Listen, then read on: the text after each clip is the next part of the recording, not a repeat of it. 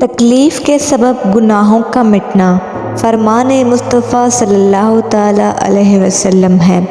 مسلمان کو کوئی تکلیف، فکر، بیماری، ملال، اذیت اور کوئی غم نہیں پہنچتا، یہاں تک کہ کانٹا جو اسے چبھے، مگر اللہ تعالیٰ ان کے سبب ان کے گناہوں کو مٹا دیتا ہے۔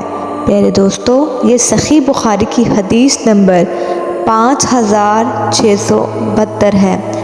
اس حدیث سے یہ بات واضح ہوتی ہے کہ انسان کو ملنے والی تکلیف اللہ کی طرف سے اس کے گناہوں کے مٹانے کا سبب بنتی ہے۔